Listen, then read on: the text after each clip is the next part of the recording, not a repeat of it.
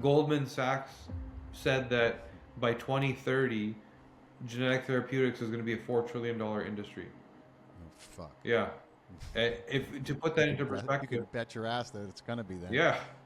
To put that into perspective, the entire American healthcare industry is 4.3 trillion.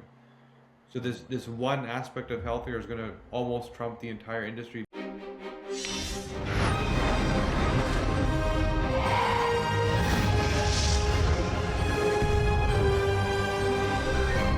Welcome to Far Out with Faust, everybody. I am Faust Chicho, and today I'm excited and I'm honored to be joined by Kashif Khan. Let me tell you about this incredible young man and what he has been up to. He's the founder of the DNA Company, and that's where personalized medicine is being pioneered through unique insights into the human genome. As Kashif dove into the field of functional genomics, he started seeing his health from a new lens and identifying the genetic pathways which led to his own family's challenges. And as he did that, he began to see the opportunities to reverse chronic illness. His measure of success is not in dollars earned, but in lives improved. Science outreach has become a passion for Kashif, and he educates people about the functional genomics in an accessible format on his podcast, which is called the Unpilled Podcast. And through his online coaching programs, his social media accounts, and his recent book, The DNA Way, which, by the way, has a foreword by El Senior biohacker Dave Asprey and has been championed by him as well. By leveraging the insights he learned about his own genetic code, Kashif masterfully rewound his biological clock, eradicating chronic diseases that once held him captive. He is now a sought-after speaker and longevity coach to celebrities and CEOs, sharing the knowledge that he has gained with thousands of lives. Kashif, thank you for beaming in, brother. It's an honor to have you. Pleasure, man. Love being here. Dude, so first of all, I love your IG account. You know, you're just killing it, bro. Your videos they're a treasure trove of information that everyone should have. So if you don't follow Kashif or find him on social media, his shorts are incredible and his body of work is even more so. So no, I just wanted to say that I'm so grateful that I have I follow incredible minds like your own who are putting out important information that help me with my family and my kids, keeping them healthy and safe. No, thank you, man. You know, for me, it's funny because 2 years ago, I didn't know what social media was and what it was for. And so, as a CEO, it's kind of like, well, you have to have an account, you have to have a presence, and there's all this vanilla stuff that the board was telling me to post. And then stuff started pissing me off, and sort of what I was seeing in the clinic and what unraveled in the last few years. Yeah. And I had to talk about it, and apparently there's people that wanted to know. So it's my daily rant in terms of here's another thing that we just learned is making you sick that we didn't know, and get away from it. And that's kind of what I do. Wow. Well, those can be the best teachers. Yeah. So let's get into it, my friend. Of course, we're going to get into the evolving model that we have of aging and genetics versus epigenetics, and maybe we should start there. But you started on this journey because you had serious health concerns that modern medicine didn't have answers for. And I think that is the case for a lot of people today. They get looked at, they get kind of like it's their fault that somehow they have this problem that there's no that the quote healthcare system has no answer for.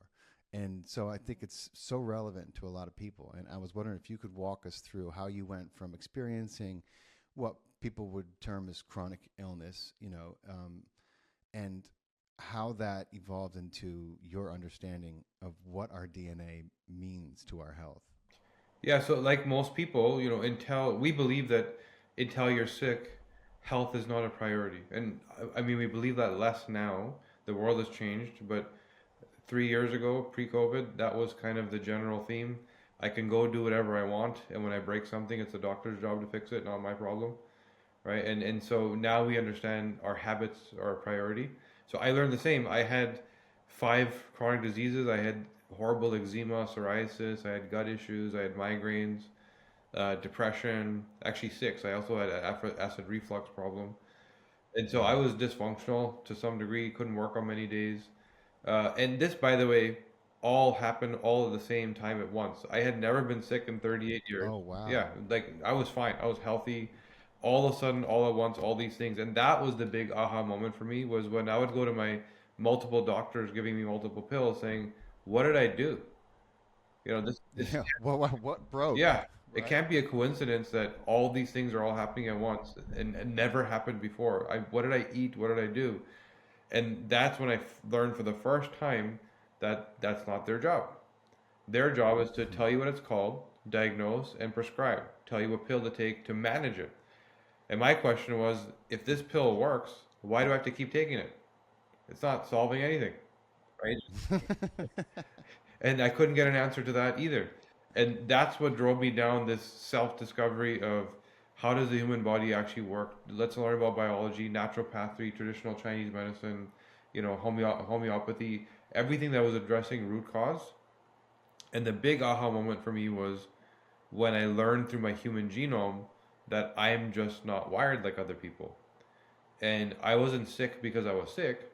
I was sick because the same habits that me and my business partner had didn't matter for him, but they mattered for me. The foods that we would eat at lunch every day didn't matter for him, they would matter for me. The exercise we did together didn't matter for him, it mattered for me. So I started to learn that all of a sudden I need to highly personalize my choices. And guess what? All of a sudden I don't have any chronic diseases. So they're not innate, they're all caused.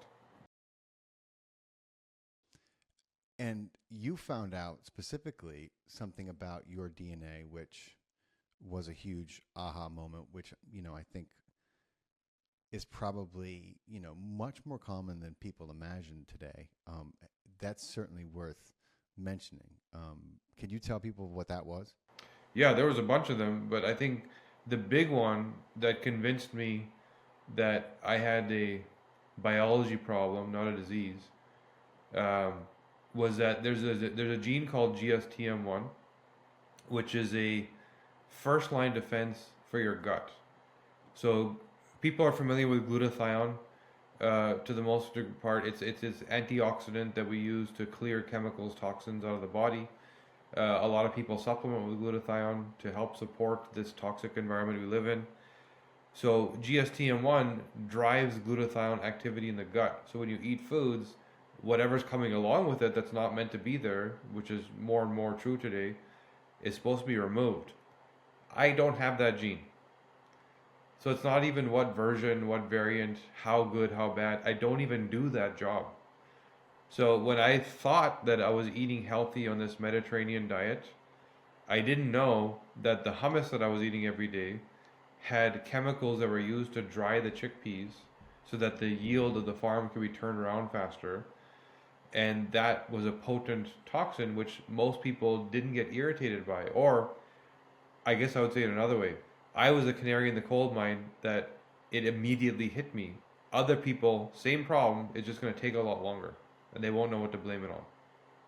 Right? So Sure. that was for me a big one because I learned that the food I'm eating is making me sick. And the food I'm eating, by the way, is a clean choice. It's like clean Mediterranean diet, and that's making me sick because there's more to it than that. And then I started to investigate all these other hundreds of genes and learned that there's things I was doing far better than most people, and there's things that I just wasn't doing at all. And by making my choices aligned to that genetic map, I wasn't sick. Wow. So I mean, how do you that one gene that is just absent from your I mean, how so you just have to kind of adhere to a certain diet where those specific kinds of toxins are not kind of allowed to, gather. I mean, how did you go about fixing that? Yeah, so on day one, I didn't know what to do. Now we know. We spent 3 years studying 7,000 patients, one by one by one by one, to apply this stuff, myself included. How do we actually fix these problems that we identify? And now I know that if I see somebody like myself with this missing gene, I then have to go to other glutathione genes to see how effectively the body can drive glutathione and then make a choice on what to offer them. And it comes down to the same thing every single time. If there's some broken biology, some genomic pathway doesn't work, there's two things you have to do. You can choose or ideally do both. One is remove everything that you're not capable of handling.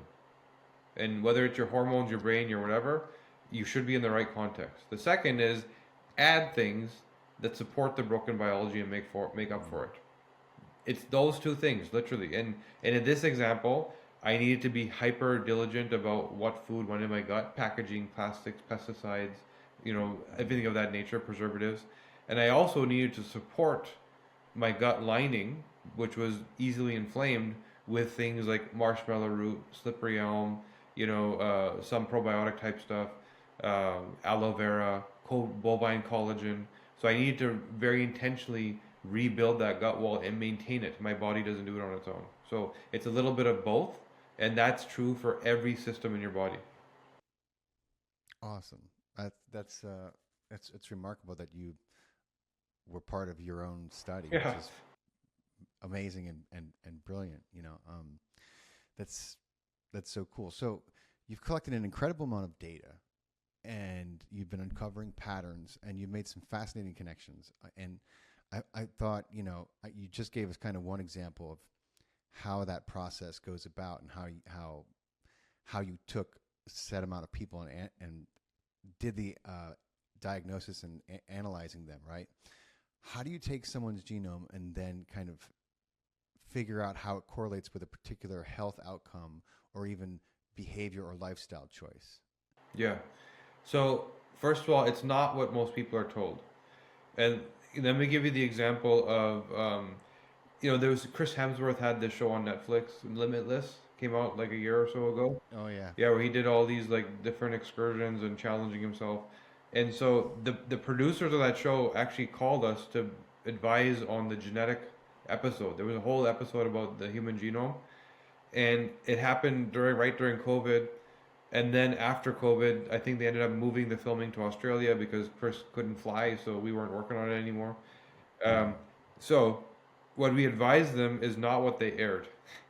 And so I ended up talking to the producer after the fact saying, "You guys messed this up, man. Like we told you this is not how the body works." So like, "Yeah, yeah, but they just wanted the drama."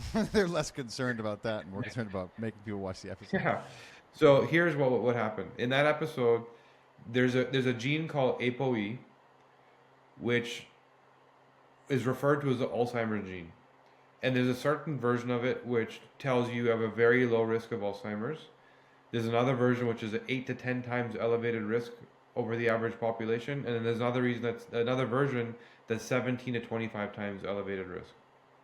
And Chris was told that he had one of the problematic versions. I don't know if it was the 8 to 10 or the 17 to 25, Yeah. one of those. And that was it. That's what he was told. Like, you got this thing, and good luck. And Wow. Dr. Peter Attia was on the episode, just kind of looking at him in the eye, and then the rest of the episode was Chris kind of like thinking about his grandchildren and am I gonna recognize her in the future? That was literally where, that's what people think genetics is. So what's the truth is if you ask, what does that gene do? It's responsible for, and this answers your question is like, what do you do with all this information, right? So that gene is responsible for lipid transport, the movement of cholesterol in your body, and how efficiently you go through this LDL, HDL. LDL is sent to a location, LDL is a carrier that brings it back, processes it through the liver, gets rid of it. So there's a cycle to how your body processes cholesterol. If you have inflammation in your body will deploy cholesterol to the inflammation site as a hormone to fix it. It's a very important hormone. It's not the problem that everyone thinks it is. It's also a base to make sex hormones like testosterone. It's a very useful tool. So one of the major outcomes is it fixes inflammation. Whatever caused the inflammation, toxin, free radical type activity, will likely also damage and oxidize the cholesterol itself when it's sent to that location. And so if you have a bad ApoE gene and you're entering this battlefield of toxins causing inflammation to tissue and also damaging the cholesterol, and you're not good at transporting cholesterol, it starts to build up a plaque. And all of a sudden your doctor will tell you have cholesterolemia in your arteries, or you have what's called an amyloid plaque in your brain. And that's an early warning sign of dementia. And because research is all done disease centric, they're looking at a gene as a disease marker because they're looking at it when it's already progressed into there's plaque in your brain killing your brain cells. And so you're Right. told you have some risk. So the truth is, why, like, ask the question, why do I have inflammation in my brain? ApoE is the next step. And it's not Ah, even, it's multiple steps because everyone uses cholesterol to fix the inflammation. Bad transport is the very last concern you should have. Why do I have bad inflammation in my brain? Is it your gut? Is it like me that you have no gut detox and so you end up with leaky gut, which then toxic substrates can cross your blood-brain barrier and cause leaky brain and inflammation? Is it your stress and your cortisol, which is constantly dripping brain inflammation? Is it your inhalation? You're breathing things in all the time. You know, there's a guy named Dr. Tom O'Brien who's one of the pioneers of the functional medicine movement who talks about in California, 60% plus of today's dementia is airborne, meaning the toxic pollutants that people are breathing are the root cause of their brain inflammation because it's such a toxic environment. And it could be metabolic, it could be hormone. So there's multiple. So for me, that gene isn't you have a risk of dementia. That gene is we need to prioritize dementia and now functionally look at the root cause. And if we do that, there's absolutely no reason it should happen. Because if it is your right. gut, let's fix your gut. If it is your hormones, let's fix your hormones. If it is metabolic, go eat properly.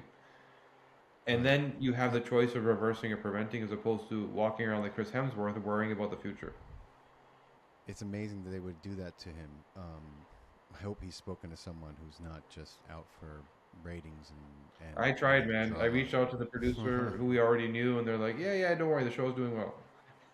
I mean, this is a insane world that we're living in with people getting, the as real as the placebo effect is, the nocebo effect is every bit as powerful, if not more, because fear, that kind of a profound, when you people get these diagnoses, it impacts them like a freight train, Yeah, sometimes far more, profoundly than if you get incredible news that you can barely believe. So you're like, what? It's like, and then the body starts to follow that line of thought and belief right into the disease. I mean, and I'm just amazed that there's still, of course, they're not. Deliberately, the system is designed to be that kind of, you know, symptom diagnostic yeah, centric, so we can get right to the part where we can make a prescription to you, whether it's going to help you or not. Next patient. So that is crazy, but it makes perfect sense. I mean, they tell people they don't even bother people who are diagnosed with diabetes. They're just given a way to regulate yeah, their bodies for as long as possible, which is a nice steady stream of income for the pharmaceuticals, as opposed to like, oh, by the way, you can actually through your lifestyle choices address this issue and no longer have, if you don't want to stick a needle in your syringe in your body every day, whatever, you don't necessarily have. They don't bother to tell you that, which is fucking mind blowing to yeah, me. yeah, yeah. Uh, I mean, when you have a healthcare system that is owned by hedge funds, like, what is their incentive? You yeah, have this completely, like, this is why in the United States you have the average, I think, per capita spending is 12 to $14,000 depending what state you're in. In the EU, it's like 4 to 6,000. You know, in Costa Rica, where yeah. people are much healthier, it's $900, right? Wow. Why are they not sick? Because they Yeah. have people that go door to door that actually say, "Hey, do you feel bad? Do you feel off? When was the last time you checked your diet?" When all prevention, they spend their money on prevention because they can't afford to deal with disease, right? So at $900 a year, they just have people that aren't sick. Yeah. Pure Vita. They know what they're doing over there. They got fresh air. Yeah, So far, they've managed to, really keep a great secret. And until you go there and then you realize what kind of environment they've created there, and you're like, holy shit. yeah, No wonder people are moving here and calling it paradise. But I would love to get into a little bit of genetics versus epigenetics. sure. I'm a huge fan of Bruce Lipton. I've had him on my show. I've met him a bunch of times and hung out with him. I love Bruce. And some of the things that he goes into are met with, we could call it resistance and skepticism. But I'm wondering what your understanding of epigenetics versus the genetics model is, and then with your knowledge of the genome, how do you put those three together? What is your model of understanding? So, first of all, I agree with everything Bruce and everybody else says that genetics isn't actionable and epigenetics is it because of what people thought genetics was, the limitations. Going back to the Chris Hemsworth example of you have a risk of something. That was useless. That was like anxiety. The anxiety of hearing that will cause the disease on its own, right? As opposed to eat like this, breathe like this, etc. What the academic community doesn't know is we now know how to interpret the genome functionally.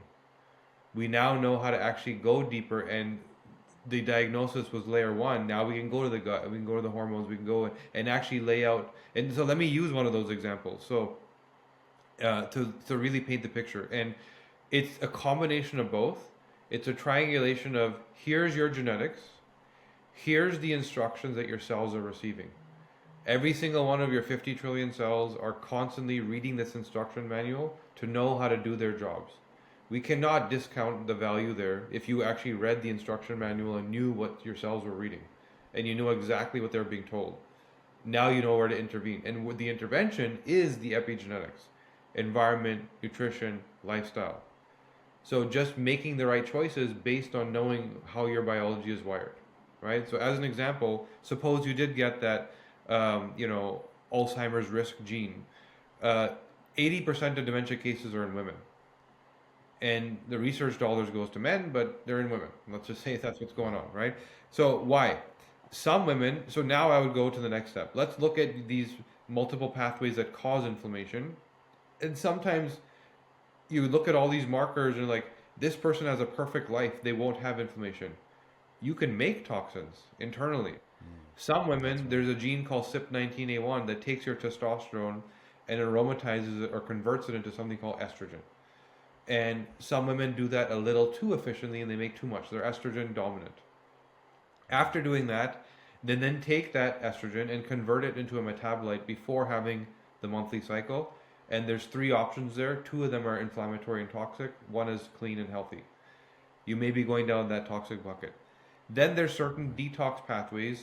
Still the glutathione, there's antioxidation, there's a process called glucuronidation. These are the jobs that your body does to remove the toxins that are made from hormones. So you may be estrogen dominant, estrogen toxic, and not so good at the detox. And you may also, now here comes the epigenetics, because science would say, well, not every woman that's wired like this gets a disease, so it can't be genetics, right? But the woman who is wired like this, that decides to go on a birth control pill for 10 years, that adds more estrogen top of funnel to overload that estrogen toxic bucket, increasing the inflammation to a higher degree, gets the disease. The woman that doesn't understand the hormone disrupting chemicals in her environment, that shampoos, soaps, conditioners, cosmetics, average woman is putting 500 chemicals a day literally on her body, overloading that estrogen because your body mimics estrogen with these compounds. It doesn't know what they are. So it allows them to dock into estrogen receptors and disrupt your hormones. So this is where it's a combination of both, because now genetics will argue not every woman gets sick from the birth control pill. Right? So it can't be epigenetics. It's both. Your profile will tell you what jobs your body is doing well and what is doing not so well, so that you can therefore decide what the best epigenetic habits are.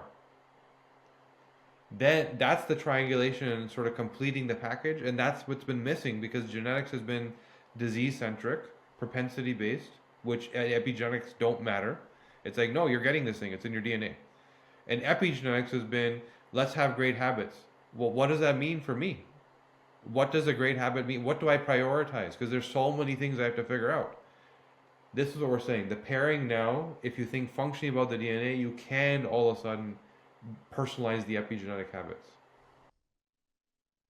Yeah, you can't. I mean, and I know what you're saying essentially is you cannot listen to the institutional one size fits all prescription for health, and that basically the system is made to make a lot of people rich, and it doesn't actually work the way that we're kind of sold that it works. Yeah. And I'm wondering how your work has been received by the medical establishment. If you've received any backlash, or Yeah. I'm sure you've gotten a few. So I love those meetings, by the way. I love just walking in and whooping ass in those meetings.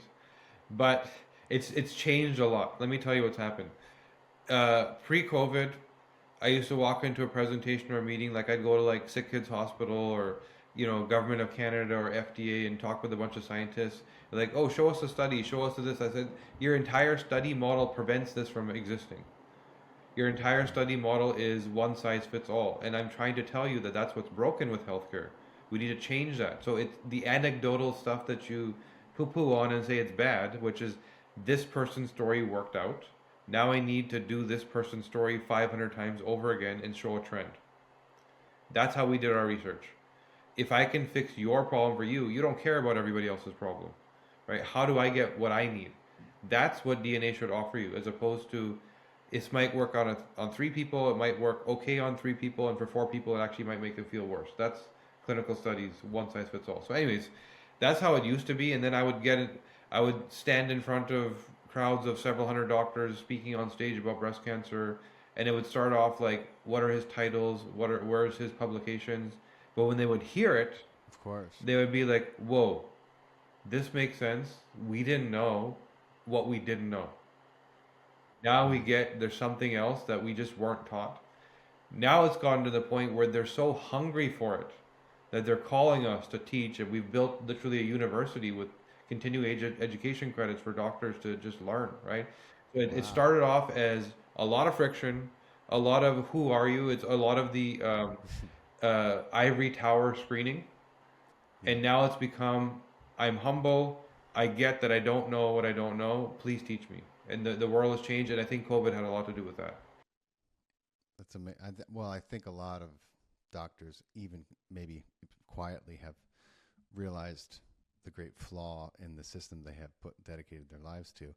Even if on a conscious level they won't admit that for fear of repercussions in the workplace. But I think subconsciously there's a lot going Oh on yeah.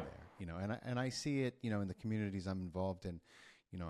I'm part of the Dr. Joe Dispenza kind of student body, as he calls us. I've been a long time student of his and long time meditator with him, and he did some fascinating work. I don't know if you caught wind of it or heard about it during COVID. Because they had been doing microbiome studies on the blood of his meditators, but then at University of San Diego, when COVID, when the pandemic was enacted, they said you're not allowed to do this work anymore. This lab is going to be reserved, because I think it was like a level 3 biolab they have at University of San Diego, is going to be reserved for COVID only. And so, but nothing was going on, So they said, well, how can let's take this microbiome study, and let's work with, let's get our hands on whatever they'll allow us to, being level 3. They use a synthetic spike, and they started to test his blood against that, Mm. and the results they found were, shocked the scientists. The scientists were floored, and they kept doing the tests over and over and over and over, and the data just kept showing that after a 7-day event, the blood of his meditators had become virtually impervious to this spike, to this quote pathogen, and the scientists were, at first they would not believe it. They literally, thousands of times, they just kept running it. They wanted to show that it could not be so, because it is so beyond their paradigm and of what they're taught is possible. And so now, fast forward now, 4 years later, that paper's been peer reviewed.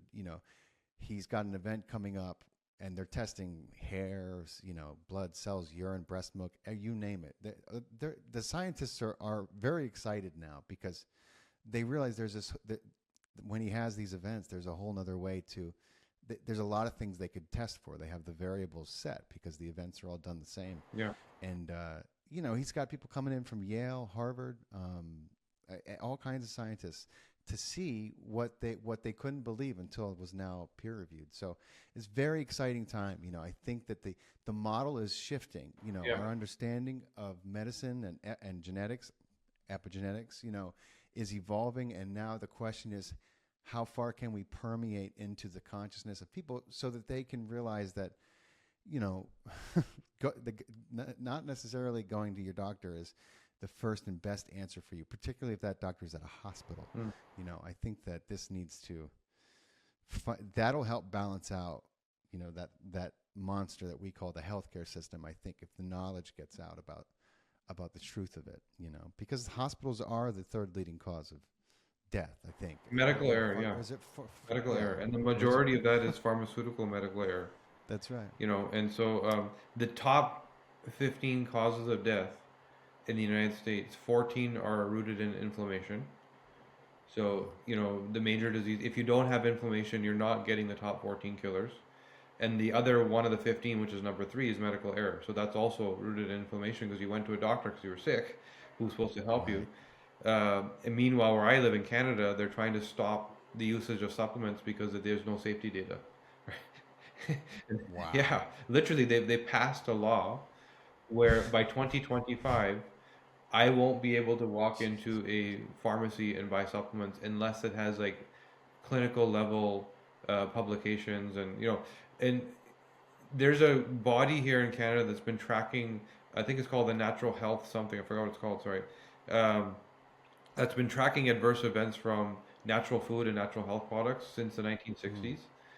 And since that time, there hasn't been one death reported from any product whatsoever. If you take the most elementary pharmaceutical product like Tylenol, there's I think Yeah. 30 or 40 deaths a year in Canada, right? And so they're saying there isn't enough safety data. You have, if you go to PubMed and you take the number one prescription drug, Lipitor, you're going to find 11, 12,000 Yep. publications, right? If you take vitamin D, there's over 100,000. So you have 10 times the amount of publications of the number one best-selling drug, and there's no data, is the answer. And so right Wow. now, doctors are being told that they're at risk of losing their license if they tell people to take a natural, like literally vitamin C, vitamin D. Wow. So there's a coup, the healthcare system is being driven a certain direction. And Yeah. what you said about the Dispenza example in that study tells you what's going on, which is Mm. science is supposed to be theorize, experiment, prove, open your mind, and prove to yourself that it's not true, right? And what does it become? That until it's in the right context, I don't even want to look at it. So Hmm. until That's right. yeah, until the authorities above me tell me that it's okay to consider. So now they were curious because they're now running to this stuff, right? They're running to it now that the right context is allowing them to run to it. But when earlier was said that there is no solution and the horse dewormer that is the solution is not meant for humans, even though it won a Nobel Prize. Fucking designed for, been saving humans for Yeah, decades. But 300 people million just fuck. doses, won the Oh my Nobel god. Prize. Meanwhile, you can get an entire academic community to call it a horse dewormer overnight. Wow. Overnight, every media is calling it a horse dewormer and telling you you're crazy. It is Wow. at a mega dose a horse dewormer, which tells you what it can do in a human at a micro dose. Yeah. But nobody's talking about Nobel Prize. Nobody's talking about 300 million doses. Nobody's talking. So it just tells you the nature of what's going on with the academic community being usurped and utilized for an agenda, and why we have to be our own health CEOs and manage ourselves and open our mind to what people that isn't peer reviewed, that is anecdotal. If it worked for Yeah. somebody, try and explore it and be your own civilian scientist.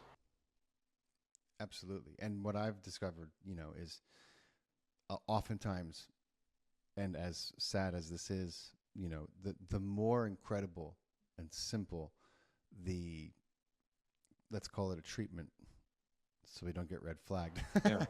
The more it's tend to be tabooed and made into something, that would be, the antithesis of the answer. And you know they will go to no, they'll stop at nothing to stop people who are coming forth with, like, hey, have you ever just thought of doing this instead of maybe going to get that series of treatments that they say you need? because oftentimes this works and then you don't need the treatments, and they come after those people. When those people try to go clinical or put forth, introduce their ideas into the scientific community and the medical industrial complex, they are met with persecution. Yeah. Oftentimes, in a court, they'll do anything to tie them up because they don't want that shit getting out. Yeah.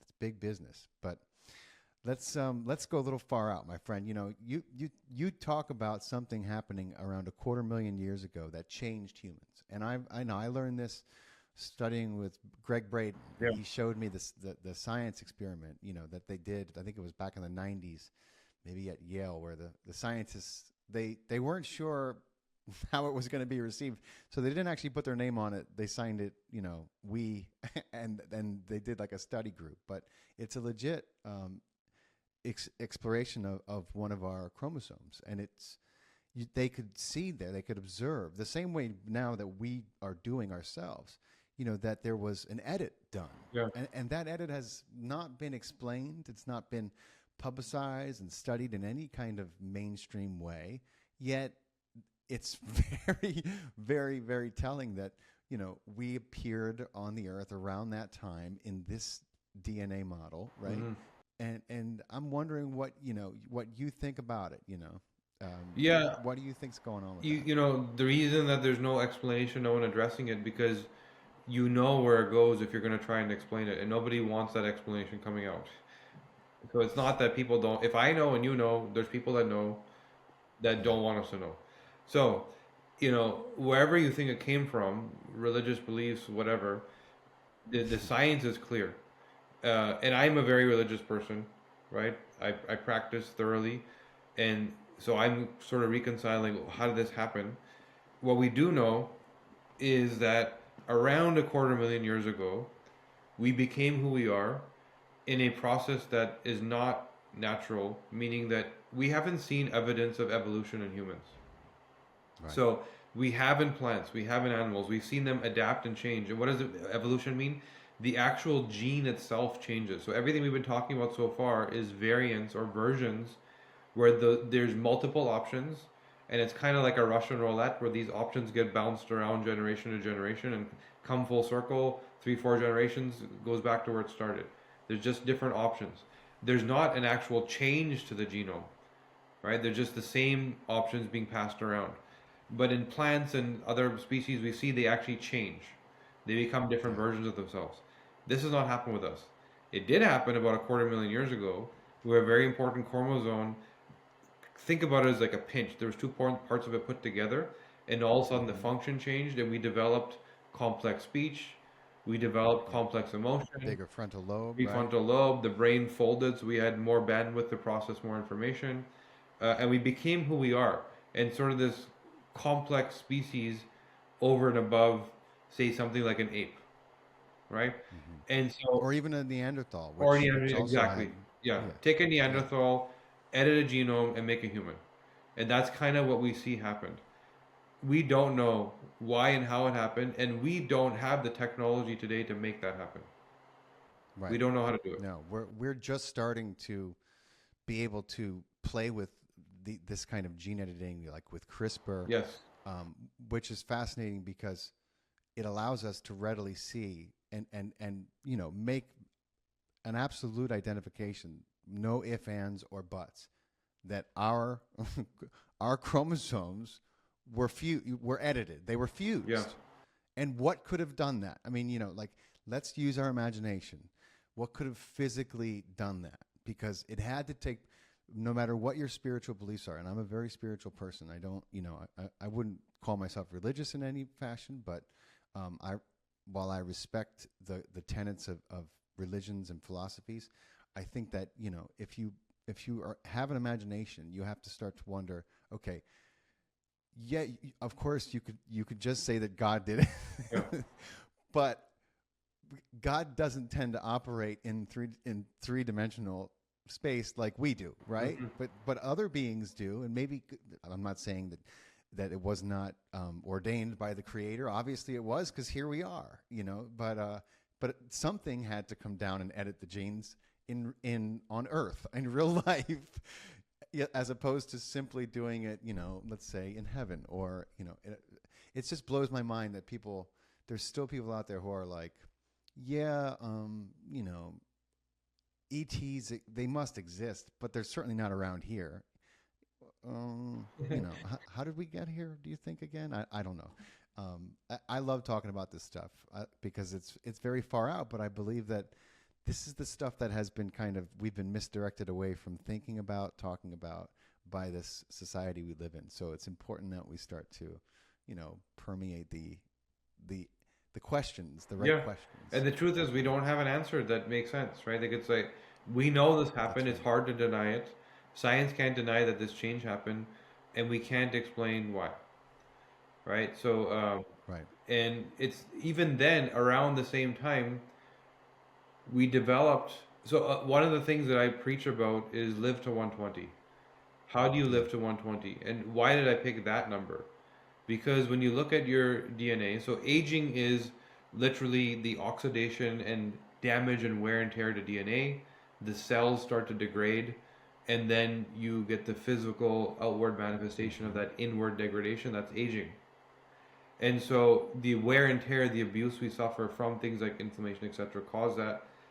Now, if you look at the physical structure of DNA, there's a cap on either end called a telomere, right?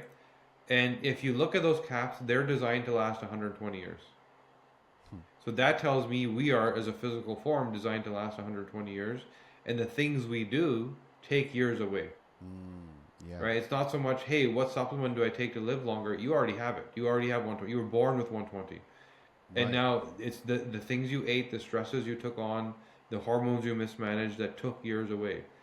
Now, these caps also seem to have appeared out of nowhere. Right. So, and we know stories, whether it's historical, religious type text, of people living into their many hundreds of years. Yeah. And now all of a sudden what's up with that? That is so fucking. I always forget that telomeres are also something that they're like, wait a minute, they also kind of appear. Yeah. Almost like listen. We can't trust them to live past 120 right now. Let's put a cap on this just to be safe. Yeah.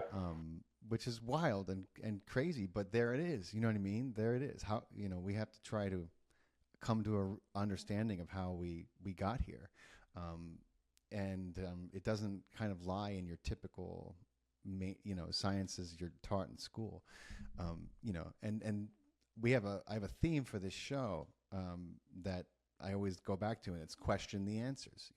So I'm going to play devil's advocate a little bit and ask you, what your and what we've been talking about, like how do we know that this isn't like, for example, with some of your work, and like how do we know it's not a profound manifestation of the placebo effect? And I listen, I think in part my answer to this question is like a lot of things are a combination of both, because we know we can change our genes with our beliefs alone. Mm-hmm. So obviously we have access to the greater pharmacy that is our biochemistry. So, but I'm wondering what you think about that. So first of all, there's actual genetics on the placebo effect, and I know this because I've done work with clinical trial design, and we know that certain people have to be eliminated, or depending who you are and what you're trying to prove, added, because they're susceptible to the placebo effect because of their genome. Wow. Yeah. So what does that mean? Why are they susceptible? Because we all do the same thing. The genome is to what degree? So the brain has no idea what's going on. The brain is responding to your thoughts. And when I say thoughts, it's the conscious words of your conscious mind that you hear, right? Subconscious. But it's also the 40 million neural cells in your heart. The emotion you feel is a form of thought. We don't think of it that way, but they're brain cells in your heart that are thinking, that are telling your brain through emotion what's going on. It's also the brain cells in your gut, literal neural brain cells in your gut, that through that instinct that you feel also are signaling back to your brain. And between these three forms of thought, your brain then takes subconsciously, okay, I guess here's the work I'm supposed to go do. and it starts to drive biology. And there's a bit of a feedback loop, conscious and subconscious speaking to each Sure. other, right? But that's kind of what's going on. And so, yeah, so if your brain is relying on your thoughts to know what to do, then your thoughts tell your body what to do, right? And so Right. some people are genetically more susceptible to we even find some people don't manage a neurochemical called serotonin so well. So there's a gene called 5-HTT-LPR which drives the length of the receptor for serotonin binding. And some people have a shorter receptor, so they can't bind enough serotonin. Serotonin is known as a happy hormone, mood regulator. Bad version of it Yeah. means anxiety and depression. But the other thing that it does that we learn from studying people that's not really spoken of clinically is it allows your brain to prioritize stimulus, Hmm. right? It allows your brain to know what to focus on. And people that are serotonin dysregulated are experiencing the world at a much higher level of detail. And I can tell you almost every person that comes to me, 50-year-old plus, that Yeah. has a list of lingering chronic issues. Like I had pain, now I have a bunion in my foot, now my hair is falling out, I have anxiety when I was 15 years old, this happened to me, just stacking, stacking, stacking. I'm doing everything right, Yeah. nothing's working. It's because their brain is so hyper aware of every little detail and they're constantly thinking of every little detail that they themselves are manifesting things that aren't even there. Or they're Mm-hmm. taking something that's a 1 out of 10 that you should have healed from in a few days and turning it into a 9 out of 10 because they're over analysis of this thing. And over again, when these people come to us with their list of problems, I say, let's park your problems for a second. We need to deal with your mind first. Yep. Let's get rid of the anxiety. Let's get rid of the fight or flight because when you're in a fight or flight or trauma state, the body won't heal anyway. The regenerative That's right. processes are turned off, and we deal with that first. It's not the answer they wanted, but it's the answer they needed. So, yeah, so much of what we do is That's like good. let's start with the mind. That's so awesome to hear you say that.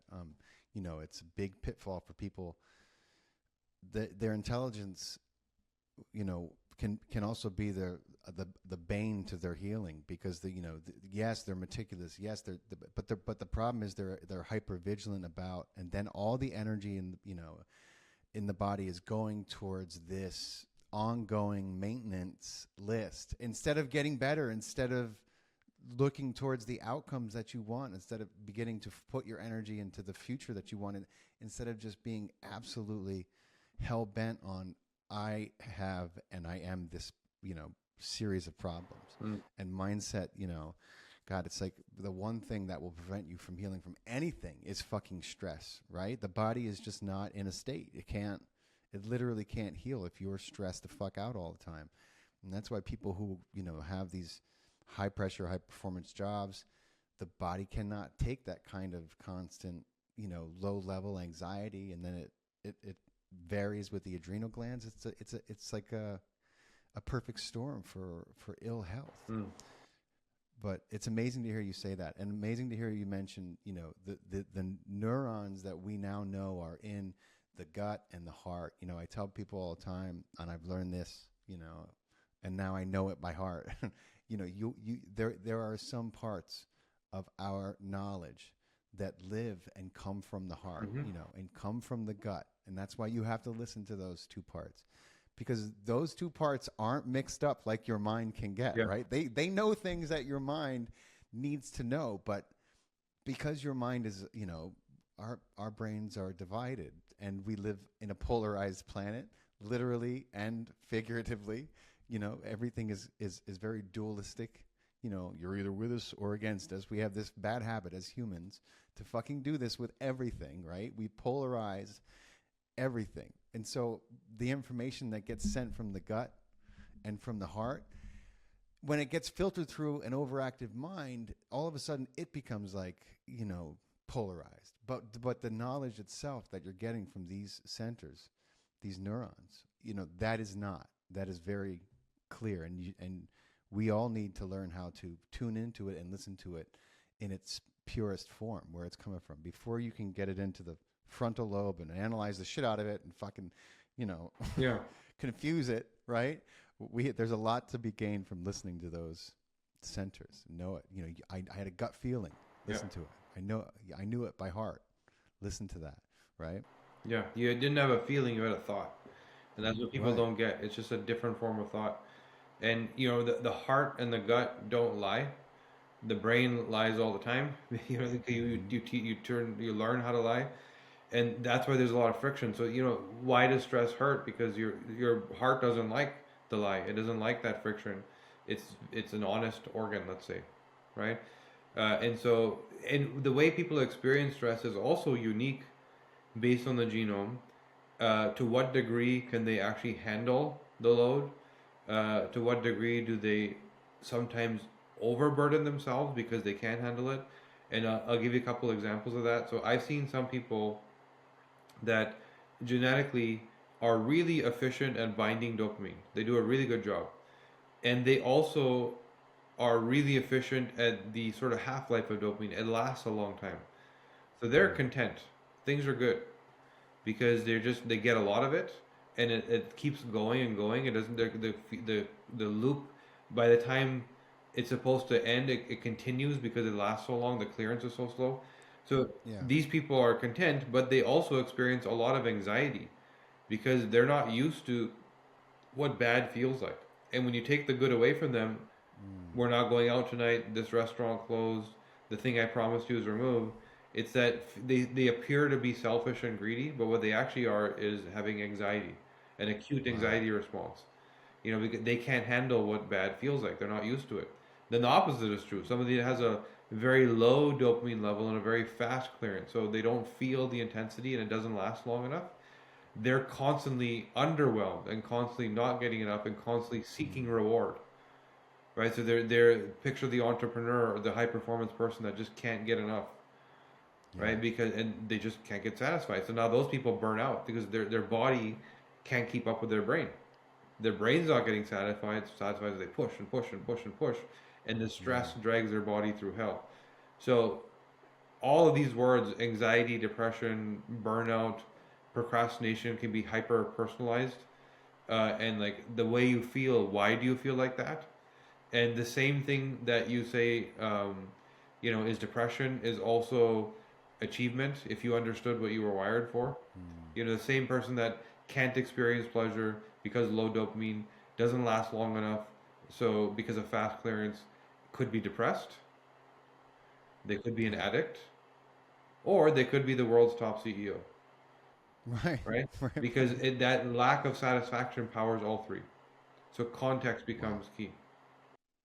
Context becomes key, and also I feel like, you know, under like this understanding where you're what you're prone to based on your genome, based on your DNA, right? And then starting to be able to navigate the ways in which you can help yourself.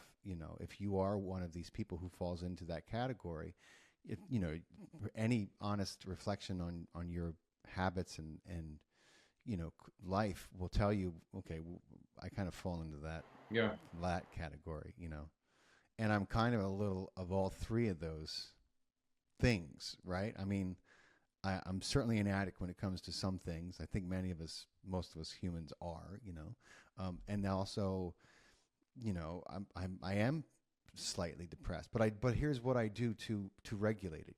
I eat right, I exercise, I meditate, I spend time in nature, I get enough sunlight. I do those things, and that helps me extend the dopamine that I do have, right? yeah, And it helps me be balanced longer, right? And then I don't get worked up. I am underwhelmed by events that seem to overwhelm other people. So it's fascinating, what you're studying, what you're learning, and I'm putting it with what I already know and my understanding of epigenetics through studying Bruce Lipton's work, and it's really important work you're doing, man. It's oh, awesome. thanks, man. Yeah. Yeah, and to your point, Um, what you said earlier about we already have our body's internal pharmacies, right? And what you just said about exercise, the best depression medication works 40% of the time. It's not even a 50-50. It works 40% of the time. Exercise works 80% of the time. So exercise works twice as well as the best pharmaceutical drug for depression. that's right. And because we already have an internal pharmacy that needs to be activated, and you need to know what those habits are. Here's what you do to be the ideal form of yourself. There's a guy named Dr. Bill Sears who was on.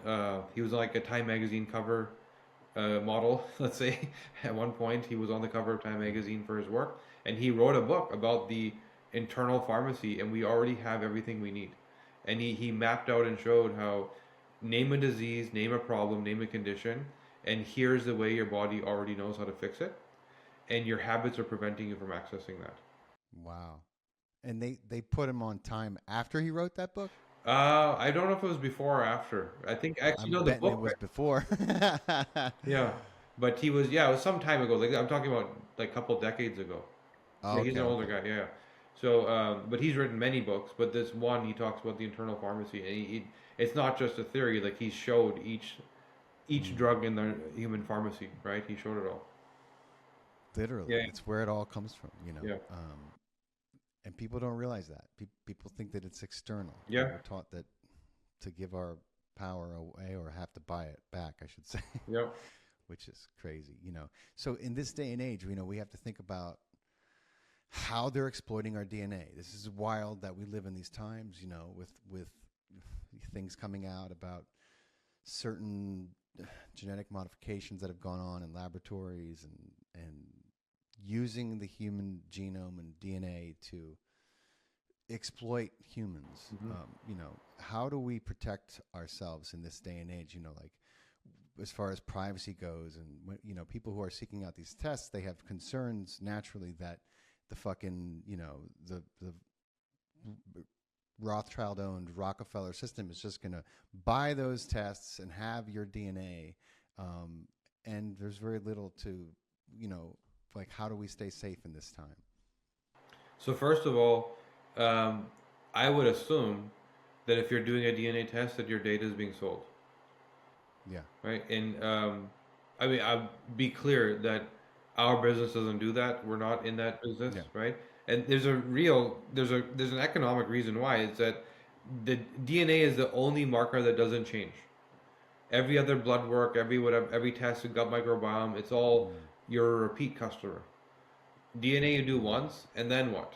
Like all these billions of dollars invested into building companies that sell you one product once and then you're done. So they all right. became data selling Wow. businesses because they needed recurring revenue. And so the test that they sell you for $300-400 upfront is the data is resold for $5,000 to $20,000 on the back end, and that's the real business. So which also tells you when that test is designed and the report is designed, who is it actually designed for? Yeah. Who's the real customer in that equation? Which is why Mm. it's so underwhelming. I got a DNA test. It didn't tell me anything. It didn't change my life. It didn't tell me, Yeah, fucking right? all that money, and they're like, "Hey, you're Italian." I'm like, "I fucking know I'm Italian. Both my parents are Yeah, Italian. Why did I pay you all this money?" yeah. Because the you're not the customer, right? You're Wow. you create the product, but you're not the customer. So believe that that's true, and I can promise people that that's not our model. We support people clinically, so it's in our terms. We don't sell. We actually destroy the sample. The saliva itself is worth thousands of dollars. We destroy it every single time. Wow. So there are a couple other companies that probably have similar thinking that are more functional, but for the most part, your data is being sold. Now, what else is happening with your data? How far does it go? Um, Cloning research, like what? Mm. Why do they need the data? What's happening with it? So Yeah. a big part of it is precision medication, like trying to get mass data because of the way clinical studies are done. More data is more, which is not true if you're solving the root cause. Getting down to anecdotal one-on-one or n of one, I should say, is more important. Mm. But it's about precision medication. It's also about identifying disease markers. And I can tell you that genetic therapeutics are coming. They are actually already exist, but in very limited.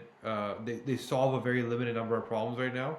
There's only one genetic therapeutic that the FDA has actually approved, and it's for an eye condition, and it works. But it's Mm. local to the jurisdiction. It's in the eye. What we don't yet really grasp is how do we get every one of our 50 trillion cells to instantaneously accept that gene edit so they all function the same way. That's how gene therapy needs to work, which is what happened to our DNA 250,000 years ago. So imagine the technology, 50 trillion edits Wow. happening all at the same time. So, And the whole organism just accepted the edits, yeah, as if they were always part of the program. yeah, That's another yeah, challenge that we're yeah. having. There's just like Wow. a freeze and job is done a different way, right? Instruction changes. So, uh, in theory, we know how to do this. You mentioned CRISPR technology. Yeah. Goldman Sachs said that by 2030, genetic therapeutics is going to be a $4 trillion industry. Oh fuck. Yeah. If to put that into You perspective, could bet your ass that it's gonna be then. yeah, to put that Yeah. into perspective, the entire American healthcare industry is 4.3 trillion. So this one aspect of healthcare is going to almost trump the entire industry because imagine being able to solve any problem with an injection, right? I have so for example, what I told you earlier about that ApoE gene with Chris Hemsworth, you could think functionally and have the right habits around your gut and around breathing, Right. etc. But most people aren't going to do that. Most people are still going to hurt themselves They're with a gonna look doctor. for So right. instead, give me an injection and turn that ApoE gene off so that my body does a good job of lipid transport and then I can go eat the garbage that I want to eat. Yeah, Wow. so that's coming in a big way. That so this was always the dream for the Yeah, yeah. pharmaceutical industry. This was when they did the Human Genome Project. This is what they were looking for: a way to treat everything, with a ready sell, for sale solution per gene, Yeah, and now they're finally coming into it. So beware, everyone who's listening. Beware of the quick fix. yeah. And I hear people say that, well, pharmaceutical, they won't do that because it kills their business model because now you've solved the problem, right? As opposed to manage the disease. And I can tell you that I already know that there's two different ways to deliver a genetic therapeutic. There's a way to edit the gene and make it permanent, and there's a way to create a vector where you have to redo it every 2 years. There you go. I wonder which one they're going to use. My God. Yeah, I'm sure they'll find a way to shorten that 2 years. yeah, likely. Yeah, Between now and then, yeah, you bet your ass they will. yeah, Their model depends on it. They're really good at that. Damn, yeah. it's amazing. But so this conversation has been absolutely fascinating and educational. Before I let you go, I know you're a very busy man, and you have appointments coming up. Let me take you a little bit far out. So, as someone who is far more intimate with the genome and how it functions and all the ways that we can work with it to improve our health. Have you ever thought about? So I'm a big believer that our DNA is still unfurling in many ways, and that the greatest expression of our evolution, will come about as we begin to create and see the environment that kind of we were meant to live in on this planet, which is not nearly as fucking toxic and chaotic and crazy. Like junk DNA. What is that, and where do you think we're going as a species as far as the evolution of our DNA goes? So that's another area that we don't understand, and I don't know if it's because we don't understand or we're not meant to understand. And it's all these blank. And by the way, it's the majority of our DNA. It's just Yeah, I know. empty, dead, blank. Yeah, like it's as if code was removed, or code was turned off, or we don't have access to code. It's like you're playing a video game and you up level and Yep. you get a new suit, right? It's like, do we have that ability? Because DNA is instruction, and there's a whole bunch of instruction that we don't have access to, and it's referred to as junk. It's been rebranded as junk, Fucking right? damn. Yeah, so we don't know what it is because the research dollars aren't going there. In fact, they probably have been there. We just don't know the outcome, right? And so you Yeah. can, given what we see unraveling and everything else, there's probably Yeah. more known about it than we think. And my theory is that there's code hidden that allows us access to phenomenal things that we just currently aren't accessing. Yeah. And I think when we see people who have found a way to access that code, that's when we see the quote anomalies. That's when we see, the neos, the people who don't seem to have to adhere to the rules of the matrix as we understand them. The people who get the diagnosis, and then decide that's not for them, and when they go about, their lives in a way that allows them to experience the reality of that understanding, that greater understanding of what they are. I see it all the time in the community as I'm in, and I marvel at it, and I know that it's possible. If it's possible for one, it's possible for everyone. It's like the 4-minute mile, right? They said no one would ever break it for fucking I don't know how long, for as long as we had miles, which I think we created here in the U.S. strangely, and they said no one would ever run it in under 4 minutes, and then finally someone did, and then what happened? Now. Everybody. Thousands of people have done it. And basically anyone can train and do it. We know it's possible now, right? Yeah. So I think that the future is bright in a lot of ways, but we have to be very conscious of the powers that be, as they're called. The parasite class, as I call them, and what they're up to.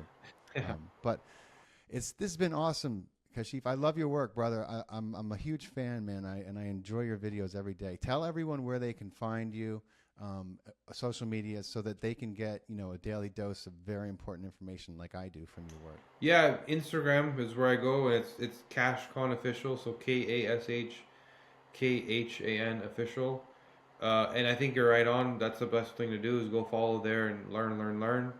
Scroll down the last couple of years of content, and you'll be mind blown in terms of what's known and what's possible that maybe you didn't know. And I try to share whatever the golden nuggets that we learn in our clinical practice, that if you were to do all these things, there's no reason you should be sick. You can slow aging down, you can have optimal performance, optimal libido, and some of these things are your existing habits. How do I eat? How do I move? What do I do with my relationships? Just do them the right way, and then you don't need to be sick. Amen to that. Also, you have a newsletter, right? You could sign up for his newsletter so you can get some of the more, let's say, uncensored. Well, the newsletter is actually called Uncensored, and Nice. it's actually fairly recent. We launched it about 2 months ago, I would say. Oh, cool. And massive response in terms of people signing up and wanting to be part of it. It's again just me giving information out, and the real uncensored stuff I'm about to start putting out now. The first couple months I was a little careful to see what's people's feedback, whatever. But I have some big stuff I need to share, and it's coming out to the newsletter very soon.